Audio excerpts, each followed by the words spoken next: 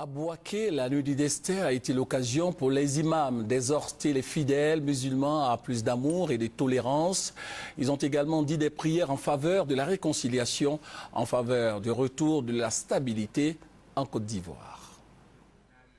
La nuit du destin, nuit qui vaut 1000 mois d'adoration, a été observée par les fidèles musulmans de Bouaké dans une totale piété.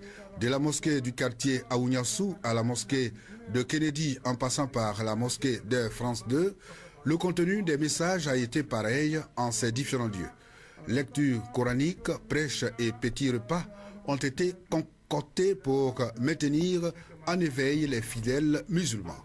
Au quartier Aouniassou, l'imam Ouattara Ousmane a axé son serment sur la vérité, la justice et la paix. L'imam Diabaté Ahmed de la mosquée de France 2, lui, a mis l'accent sur la réconciliation et le pardon mutuel. Quant à l'imam Diabaté Moussa Ben Massa de la mosquée de Kennedy, il a invité les musulmans présents à poser des actes de pardon en faisant des sacrifices afin de bénéficier de la valeur spirituelle qu'Allah procure en cette nuit du destin. Outre les mosquées, lieux habituels de prière, plusieurs domiciles ont abrité les cérémonies de la nuit du destin.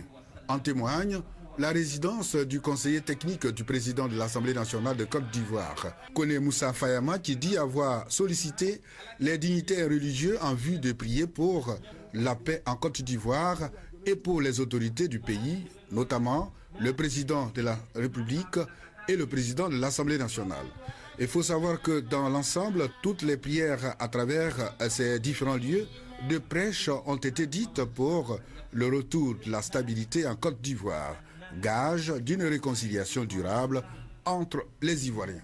Laylatul Qadr ou la nuit du destin qui intervient 3 à 4 jours avant la fin du jeûne musulman a été marquée à Bouaké par des prières et par l'élévation des bonnes intentions vers Allah le Tout-Puissant Miséricordieux. Cette nuit qui équivaut à 1000 mois d'adoration est d'une importance spirituelle capitale pour les musulmans. Ceux de Bouaké ont pris d'assaut mosquées et autres places publiques pour accomplir cet acte de piété et de dévotion à Allah. Au cours de cette nuit du destin, les imams ont exhorté les fidèles musulmans au pardon, à la tolérance et à la réconciliation, des vertus nécessaires à la reconstruction du pays. Il faut rappeler que c'est au cours de cette nuit que le Saint-Coran a été révélé au prophète Mahomet.